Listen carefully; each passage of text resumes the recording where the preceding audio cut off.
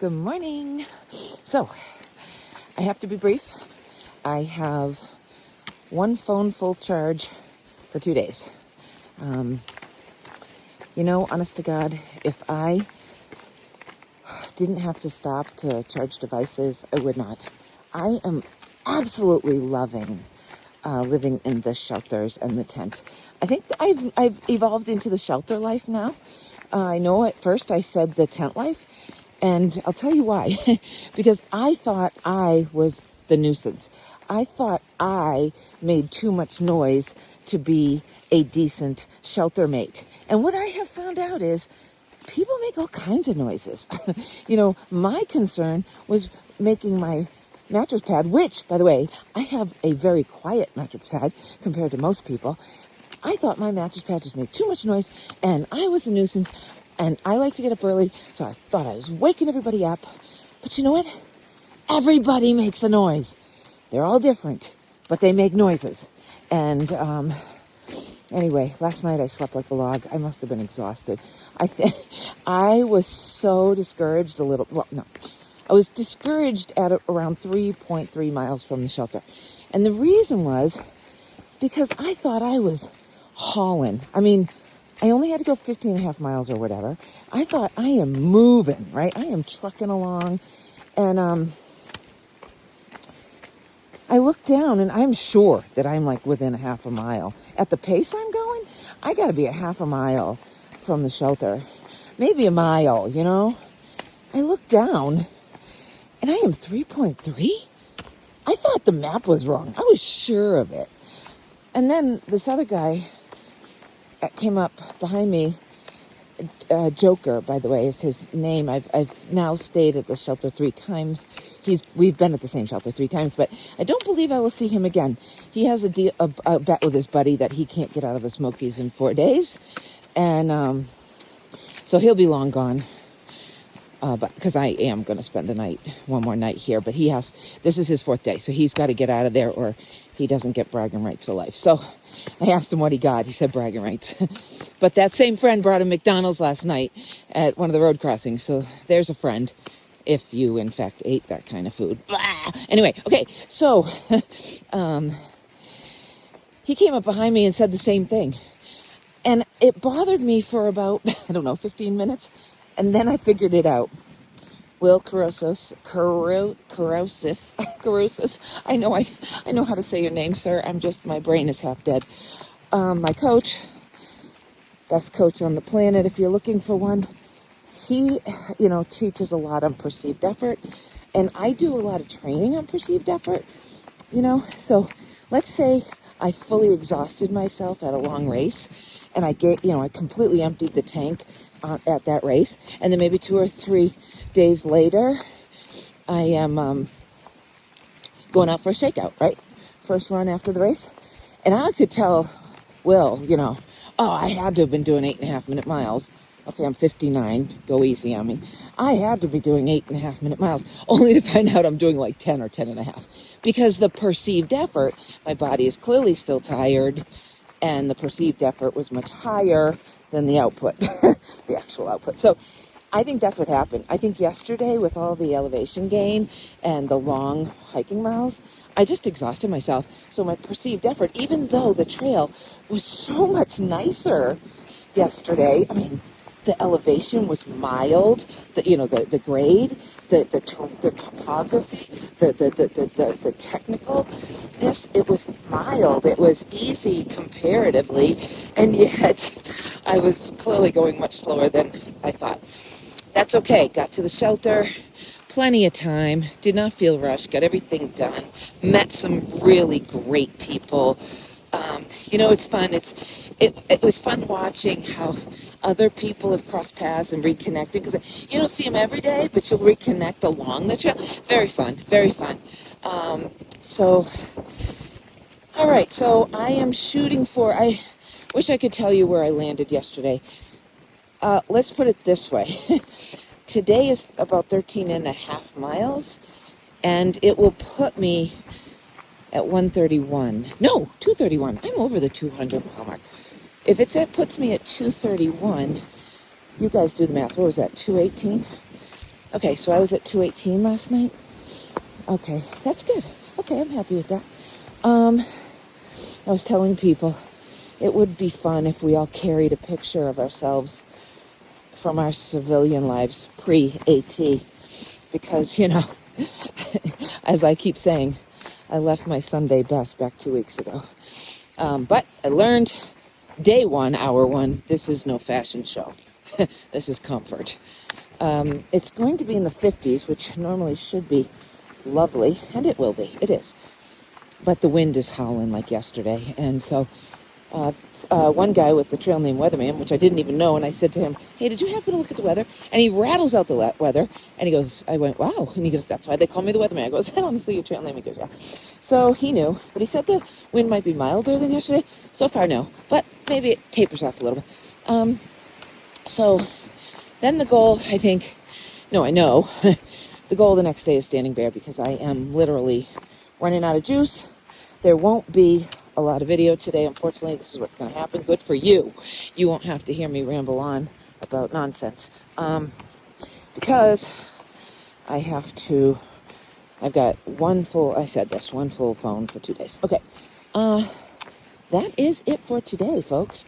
I can't think of anything. Oh, well, you saw. Last night was our first fire inside the shelter. I thought that was pretty cool. And yeah, okay, stop talking if there's nothing to say, Karen. I know there's always something more to say. Can always add it later. But for now, trail is super agreeable. Hey, Wilson, how you doing? Thanks for always being there for me. Okay, yeah, onward and upward. Loving every second of it. And hey, so I'm gonna try this. The path is pretty clear, packed down pine needles. So I thought, okay, I'll try a little, but you can see, let me see if I can do this in selfie mode. It's just not easy. And this whole, there goes the thumb. And this whole hold your phone, this is mittens, hat, everything just shoved here for easy getting. I'm telling you, wind pants, sneakers. I'm telling you. My appearance on this trail is frightening. I swear if I see small children, they're going to run screaming. Oh, the poor things. Anyway, I'm supposed to hold it the long way. It's a little harder, but I'll do it. Okay, so I had a thought this morning. When haven't I had a thought? Okay, and I'm thinking, that when I did a stupid thing. Now, stupid or just never did this before, so didn't know. How was I supposed to know? I don't think they put this kind of stupid thing in books. Like, hey, if you're going to do this, don't do this. And I said, that'll make for good video. And then I thought, no, because no one is going to make the same mistake as me. And then I thought, but in the broader context, it might be helpful. So this morning, I decided for breakfast I was going to have hot coffee and peanut butter on stale pita bread instead of oatmeal. I figured it would save me some time. What I actually discovered was that the oatmeal may have taken longer to make because I had to boil the water, but stale pita bread takes longer to chew. So I think it was a wash. I am getting a little tired of the stale pita bread, but I'm going to eat it up quick. No food can go to waste. Okay, so what did I do this morning? So you know how I have to cook on this little mobile camper stove thing. Okay, great. I'm getting really good at it. You just have to, light the burner, whatever, attach the can to the fuel can, light the burner, whatever, put the pot on, pour the water in, yay. And I have been doing the water in the Nalgene goes in the pot for breakfast water because I purify it, and now it's room temperature. Not ice cold spring water, which takes 5 times longer to boil, right? So, my room temperature water, it boils pretty quick. So, smart move, right? Okay, there's pro tip. If you're gonna sleep with hot water, use it for your breakfast in the morning. Okay, great. So I heat the water for the coffee, and because I'm not going to heat more water for oatmeal, I decide to quick start putting that stuff away. Because that's me, Miss Efficient. I have spent my entire life, and I assume everyone else, I don't like to think that I'm that unique, but I have spent my entire life trying to find the most efficient ways to execute every task I am forced to make. So I've had a lot of years to hone down on these, these routine tasks. So if I have to do, cook a pot of water at home, we go over to the cabinet, grab the pot, get the faucet, fill it with water, put it on the burner, turn the knob, put a cover on it, boom. All right, I got that worked out. Like, I'm not going to screw that up. I've done it so many times. Today, I'm starting to put away my cook stove because my coffee's a little warm, so too hot to drink. So I think, all right, oh, stinker, I got a blowdown. Hey, you can join me in, see, here, well, here's the blowdown. This is an easy one, right? But this is so funny. I don't know if you can see it. There's, let's see. See, there's the old, I'm trying to show you. There's the old people path to go around the blowdown. I had to do that once. I watched a bunch of, well, gosh, no. Well, welcome to my world. I am, of course, if I wasn't doing the selfie mode, it would be probably more to see. But, okay, two branches I had to hurdle. Okay, oh, and looky here, another one. You know what, really sad? This is just more, this is a precursor of things to come. I fear, we're heading into the areas that just got the worst hit, right? Okay, so back to my blunder this morning. So now I got a glove hair in my mouth. All right, so my coffee is too hot to drink, so I figure I will start putting away my cook stove. Yes, I've done this now for 2 weeks, but it's still not a task that I've worked out every bug on, right? I still got bugs. I didn't know I had bugs, but I learned today I do. I gotta reposition this because my hand is getting tired. Okay, so I unscrew the little burner thing from the fuel can. And I think if you remember, if anybody bothered, I say that because it's so long, maybe you spared yourself the agony, but my 30-minute gear video, I am keeping my little cook stove thingy in a bubble wrap pouch because I don't want it to scratch my pot. Now, do I have to worry about my pot getting scratched? I don't know. But in life, I've learned that metal and sharp objects don't usually pair well. So I got myself a very lightweight, tiny little bubble wrap case that I put my cook stove in. Well, I know on a logical level that cook stove thing stays warm for a little while. And sometimes I actually hold it and take advantage of the heat. But I was in a hurry because I'm not supposed to be hurrying. No, I just wanted to be efficient. So I start putting my kitchen set back together. And you already know what I did, right? I put the cook stove into my little bubble wrap. And I noticed like this weird little, it looked like, well, I know exactly what it was. It was like a long piece of plastic. And I go, what the heck is that? So I go to pull it off, like, I don't know what that is. And then I saw what I did. The cook stove was still a little too warm to be anywhere near plastic. And I'm like, oh my gosh. I pull out the cook stove and it had melted itself to several points within that little bubble wrap pouch. I'm laughing now. It wasn't funny then. Well, I quickly whip it out. Yeah, take it out of there. And I realize now I've got melted plastic all over my stove. And I'm thinking, this is probably not good. When I go to fire up that stove again, what the heck am I going to... Is flames going to be bursting out all over the place? But the good news is the air was so cold still that the melted plastic solidified really quickly. And I was able to pick off. It felt like forever. I'm sure it was only a few minutes. But in my fast-paced, efficient world, that was forever to pick off all these little pieces of plastic. And it is now back to as good as new. And my little bubble wrap is no worse for wear. So, good. Now, what I would love is to not have to repeat that in order to learn it.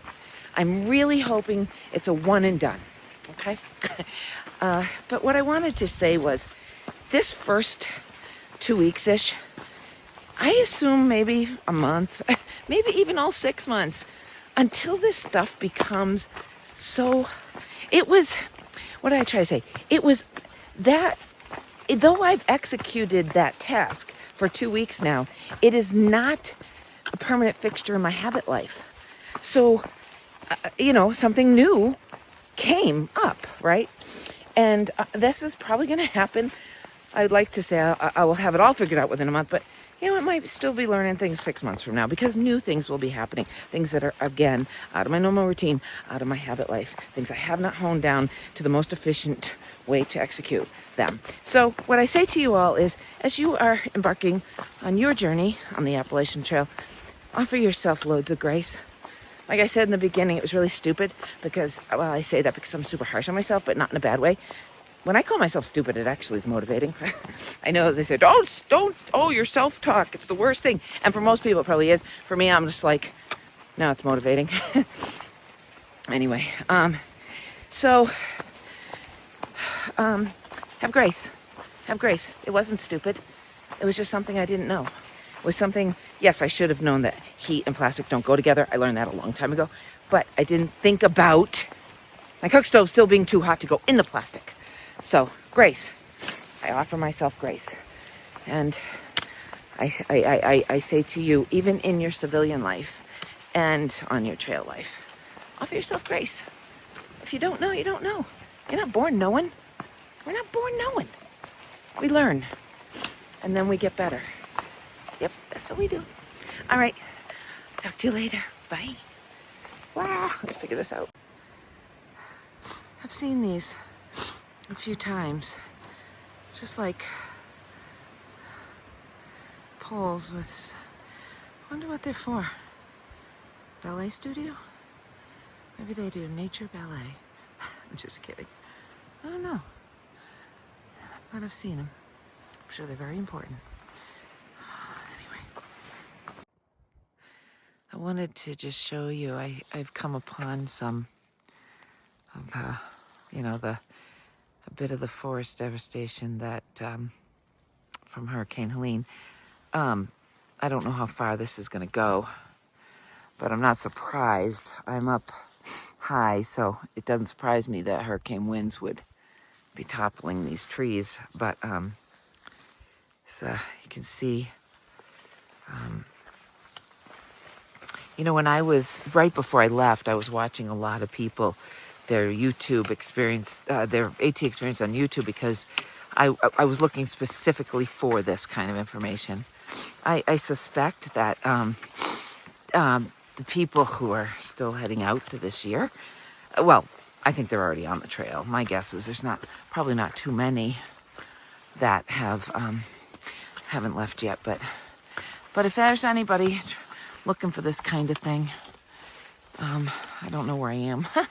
I don't know where I am. Oh, look at beautiful. Oh, look at this sky. Oh, look at that sun. Look at that sky. But look at this, is just so sad. These are so way up high that if, the hurricane winds are coming through, I'm not surprised they all got, toppled. But, the people who, I can't do it. I can't speak to it quickly. It has to be like really heartfelt and thought through, because the amount of work, and I don't even know, it's not just trail maintainers. It's not just, what do you call that? Clubs, trail clubs, but so many. Let's see, I'm gonna come back this way. I'm not even sure what I'm gonna do. I think I'm gonna, all right, I guess I'll come over this way. It's just so many people. Hikers, southbounders, who didn't get to finish because the hurricane came through. Other AT hikers, pass-through hikers, just everybody. Oh, you know what? All the evergreens. Smells like Christmas right here. All sorts of people from all over the place came to work on the trail, to clear it, to make it walkable and passable for people. So why? For the towns. Because these towns, the hikers, it's like tourists, they make a big impact on economic impact for the people that live there. And a lot of people stepped up like insane amounts and did insane amounts of work in such a crazy short period of time. And to those people, and I suspect I ain't seen nothing yet. So I'll share more as it comes. But thank you so much. I wasn't sure that I even should be hiking this year. I felt kind of guilty, like it seemed selfish almost. Yeah, it seemed selfish. Not almost, it seemed selfish. But then I had read that, the people that did survive it were like, please come. We need you to come. We need you to hike. So trails got cleared for the most part, and hikers came out. And business, the townspeople are very grateful. All right,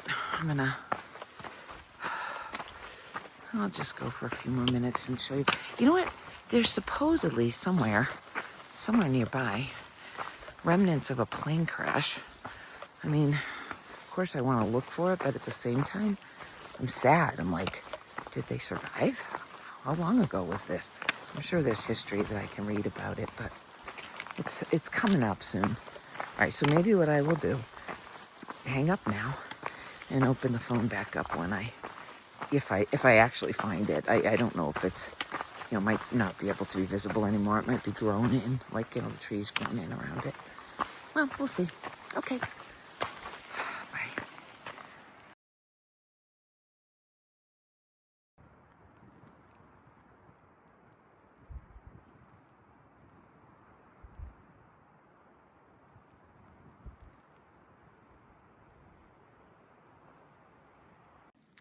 So here is tonight's shelter. It's a little bit different, a little bit more interesting. So check this out.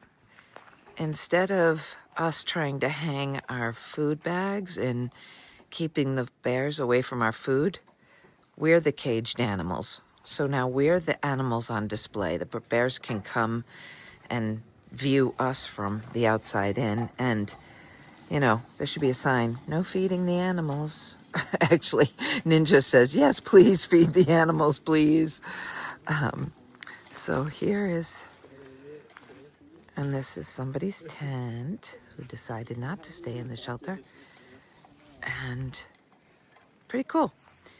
Now, what also, so water's down there. There's a very nice little piped spring. Means there's a PVC pipe that's just directing there's our view. That's where I'll be looking for breakfast. When I eat breakfast, I'll be watching that direction. But guess what's up that trail right there?